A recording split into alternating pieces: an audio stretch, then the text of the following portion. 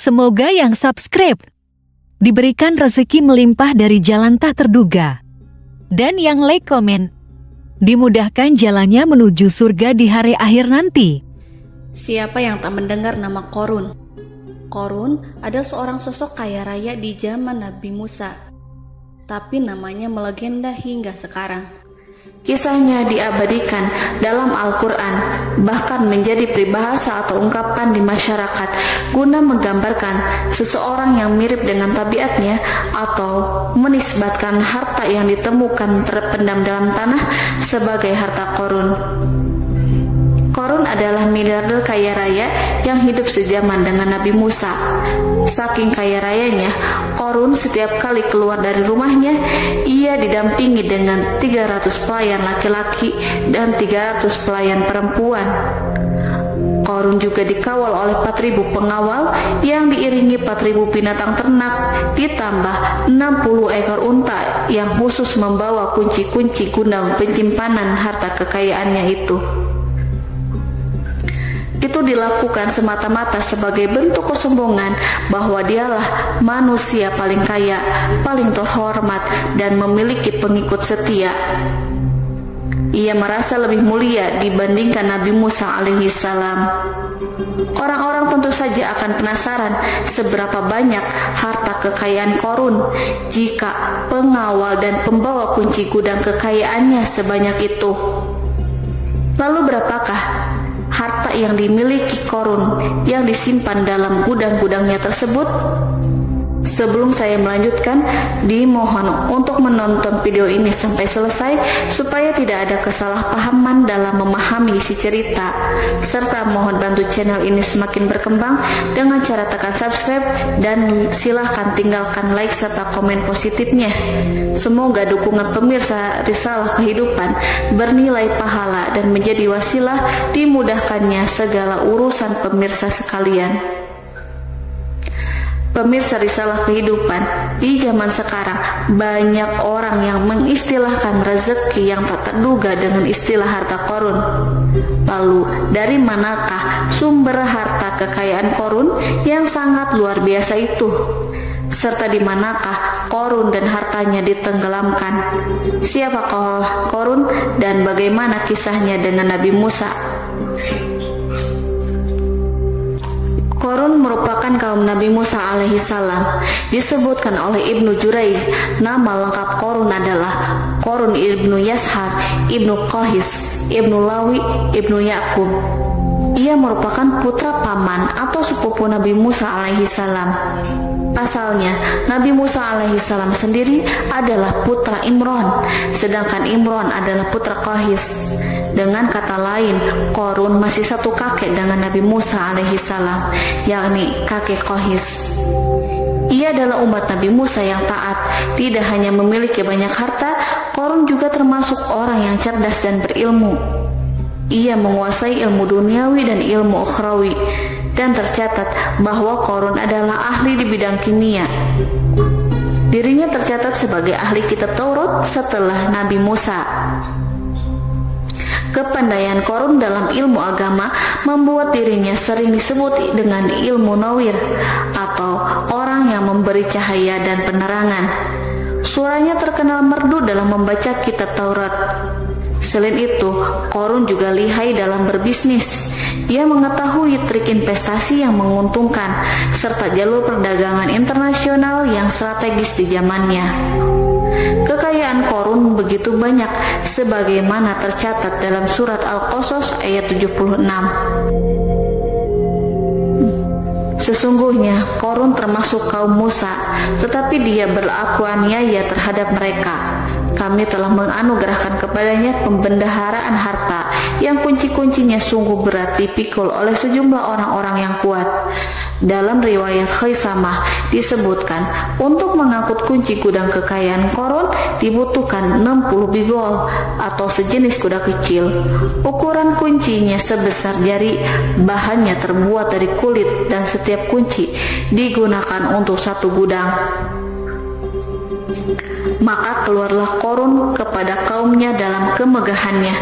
Para ulama tafsir menjelaskan, Korun keluar dengan baju mewah diiringi dengan 300 gadis berbaju merah dan 4.000 kendaraan kuda. Tak heran iring-iringan Korun itu mengundang decak kagum mereka yang gandrung terhadap harta kekayaan. Sebagaimana yang terekam dalam Al-Quran, moga-moga kiranya kita mempunyai seperti apa yang telah diberikan kepada Korun. Sesungguhnya ia benar-benar mempunyai keberuntungan yang besar. Quran Surat Al-Qasas ayat 79. Namun tak sedikit kaumnya yang mengingatkan, dan ingatlah ketika kaumnya berkata, janganlah engkau terlalu bangga. Sesungguhnya Allah tidak menyukai orang-orang yang terlalu membanggakan diri atau disebut farihin.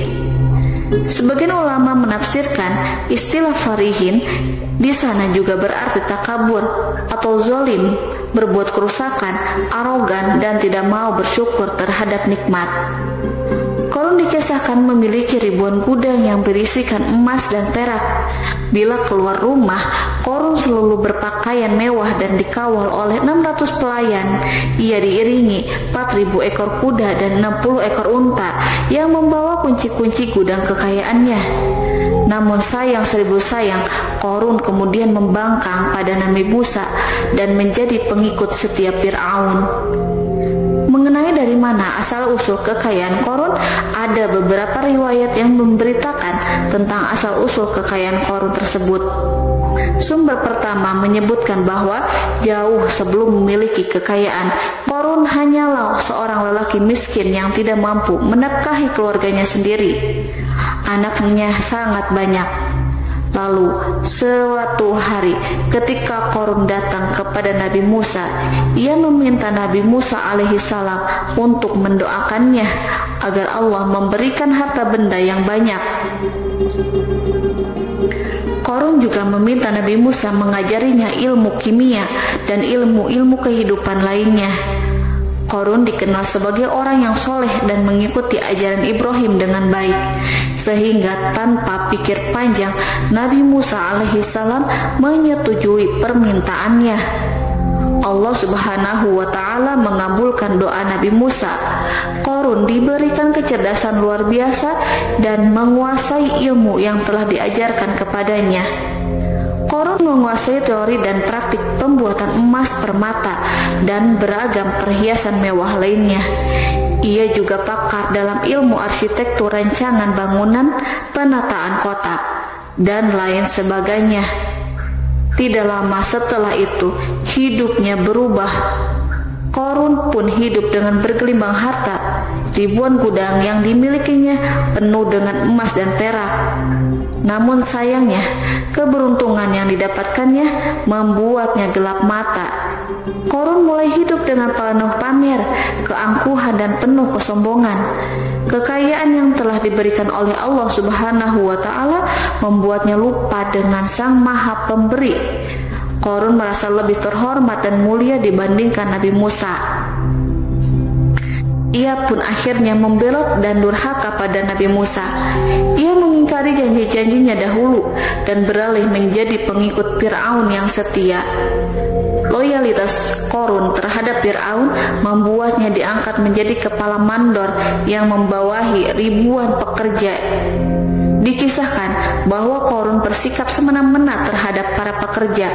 Ia tega memotong upah mereka. Ia melakukan korupsi demi membangun istana dan kemegahannya sendiri, dan untuk membangun gudang-gudang penyimpanan harta yang telah ia kumpulkan jauh-jauh hari. Ketika datang perintah zakat, Nabi Musa alaihissalam pergi menemui Korun dan memerintahkannya mengeluarkan zakat sebesar 1 dinar dari setiap 1000 dinar, 1 dirham dari setiap 1000 dirham, 1 kambing dari setiap 1000 kambing, dan seterusnya.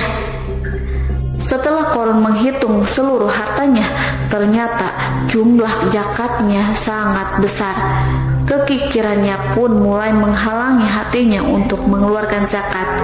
Qarun enggan membayar zakat ketika Nabi Musa alaihissalam menagih zakat yang diperintahkan oleh Allah untuk ditunaikannya.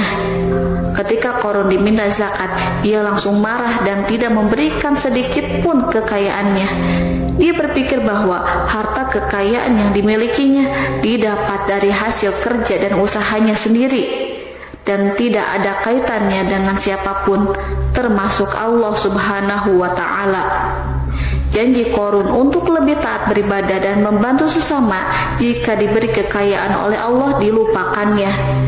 Dia mempergunakan kekayaannya tersebut dalam kesesatan, kezaliman, dan permusuhan, sehingga membuatnya menjadi sombong dan terlena. Orang-orang beriman pada masa itu sering menasehati Qarun untuk bersyukur atas nikmat yang Allah berikan kepadanya, tetapi dia tidak mengindahkan nasihat tersebut. Dari sikapnya tersebut sudah jelas bahwa Qarun tidak membutuhkan nasihat kebenaran, bahkan merasa tidak takut dengan ancaman Allah, sebab Qarun merasa sudah memiliki segalanya. Qarun merasa dirinya hebat dan pintar serta punya banyak pengikut setia, punya banyak pengawal dan merasa aman karena dekat dengan Raja Fir'aun. Qarun berkata, "Sesungguhnya aku mendapatkan harta ini karena ilmu yang ada padaku." Qarun sangat sombong. Ia merasa hartanya didapatkannya sendiri tanpa campur tangan dan kehendak Zat yang Maha Kaya, yakni Allah Subhanahu wa Ta'ala. Apakah Qarun lupa ataukah ia tidak tahu bahwa Allah telah membinasakan orang-orang sombong sebelumnya, yang bahkan lebih kuat darinya, yang lebih kaya darinya, yang lebih banyak pengawalannya, lebih kokoh dan tak terkalahkan dibanding dirinya? Karena terdorong sifat kikir dan angkuh, maka Qarun membuat rencana untuk melakukan tipu daya agar dia terlepas dari kewajiban membayar zakat. Dia ingin menjatuhkan nama baik dan citra baik Nabi Musa alaihissalam. Kemudian dia mengumpulkan tokoh-tokoh konglomerat Bani Israel.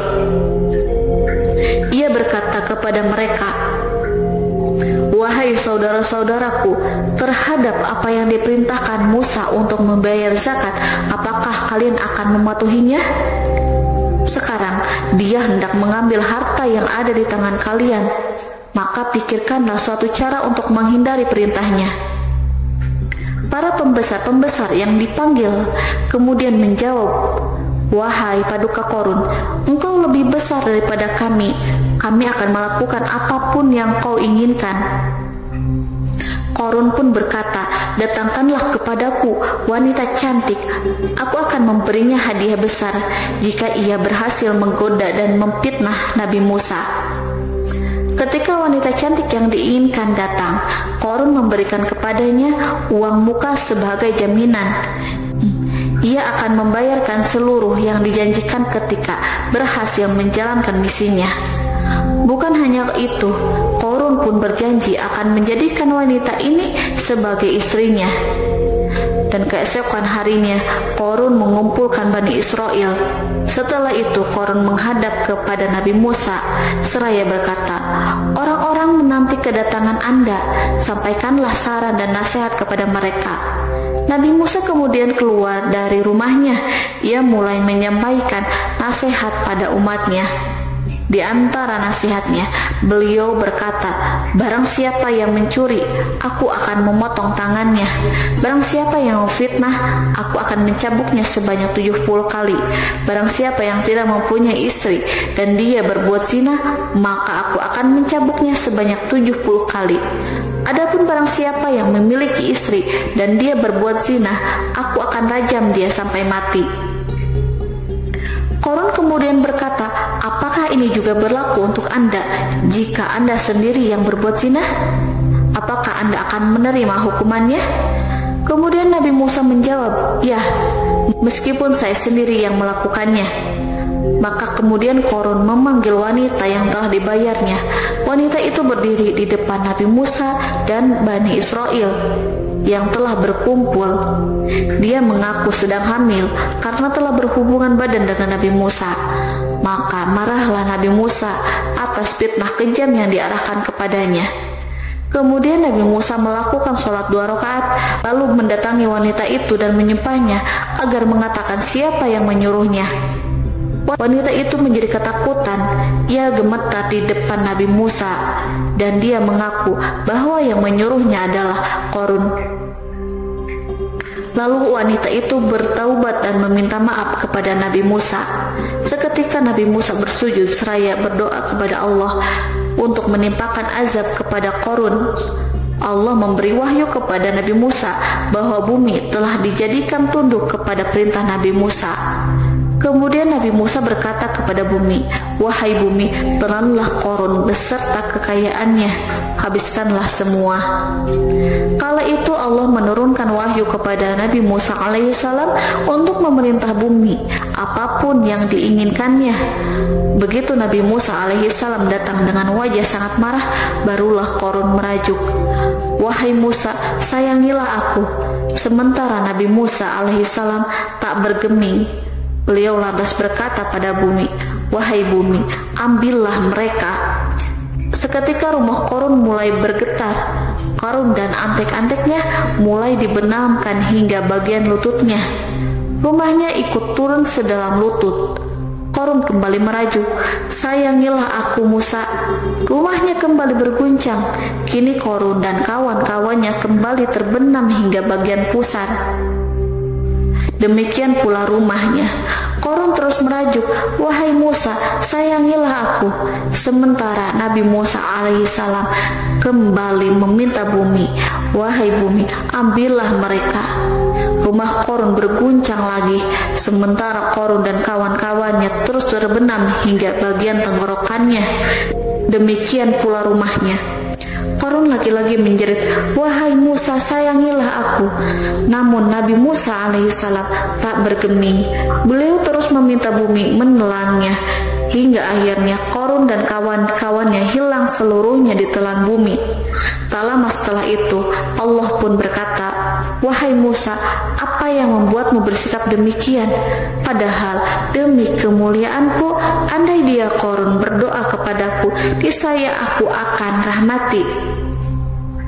Maka kami benamkan dia beserta rumahnya ke dalam bumi, maka tidak ada baginya satu golongan pun yang akan menolongnya selain Allah, dan dia tidak termasuk orang-orang yang dapat membela diri." Quran Surat Al-Qasas ayat 81. Lalu di manakah lokasi ditenggelamkannya Qarun beserta harta bendanya? Konon berdasarkan kepercayaan beberapa masyarakat setempat, Qarun ditenggelamkan di sekitar sungai atau danau Moris yang terletak di kota Fayum, negara Mesir. Qarun konon mendirikan istana dan di tempat itu pula ia ditenggelamkan. Dahulu Qarun berkeinginan membangun sebuah istana, namun tidak diizinkan oleh Fir'aun jika istana itu dibangun di samping istana Fir'aun. Terlebih Qarun juga tidak ingin membangun istana di tengah pemukiman Bani Israel yang terletak di tanah Jasan. Fir'aun pun memberikan tanah di wilayah Fayum. Kemudian di tepi sungai Fayum inilah Qarun membangun istananya yang megah dan di dalamnya membangun Al-Kunuz atau gudang penyimpanan harta berisi emas dan perak. Salah satu bukti arkeologis yang dapat dijumpai di lokasi tersebut adalah runtuhan bangunan yang diduga sebagai tempat tinggal Qarun yang berjarak sekitar 2 km dari Danau Qarun. Menurut beberapa sumber, bangunan yang masih berdiri kokoh tersebut adalah benteng yang dibangun oleh Qarun. Namun, ada juga yang mengatakan bahwa bangunan tersebut adalah tempat tinggalnya. Wallahu a'lam bishawab.